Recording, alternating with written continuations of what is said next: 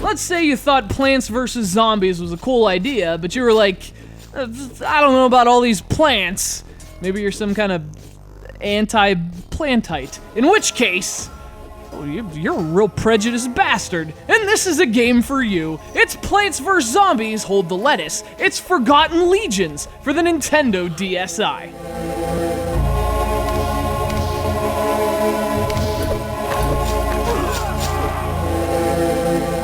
So this game was actually released to DSiWare in 2013, which is kind of weird, given that the 3DS eShop has completely supplanted the DSi service. Nonetheless, it's nice to see the platform still getting some games. Forgotten Legions comes from the same team that did California Super Sports, another DSiWare game released in 2013. Thankfully, this one's much better. Everything I did was for the greater good. Forgotten Legions refers to itself as a strategy game. While that's true in a descriptive sense, Plants vs. Zombies really is the more reflective comparison. You have an entire undead army at your command. Skeletons, monsters, evil priests, dead chicks with surprisingly intact figures. Must be great plastic surgeons in the afterlife.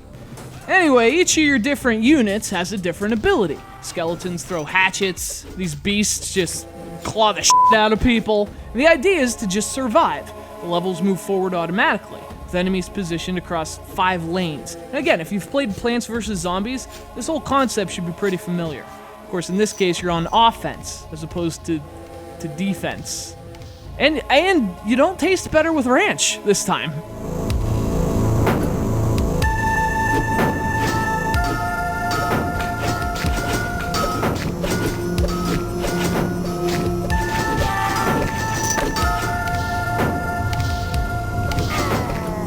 But the big difference between the two games is in the requirement for placing your units. Forgotten Legions turns that into this simple waiting game. Each unit recharges. You can't do anything until they're fully charged. Plants vs. Zombies had a similar approach, but it also included some skill. You had to wait, but you also had to be storing sunlight to buy those units. So, yeah, there was a lot to do during the wait.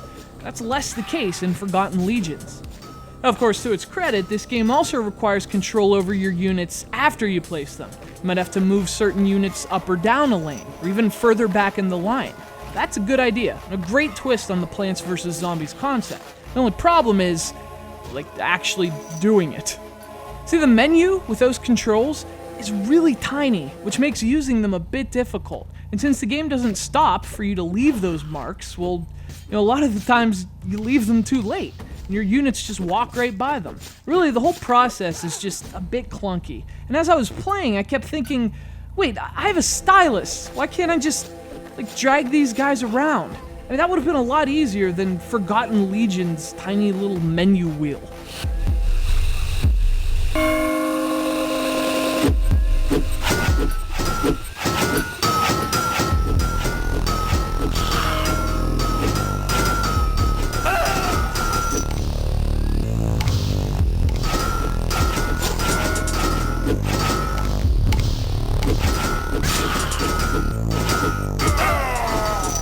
So, the gameplay has its quirks. It's not very content-rich either.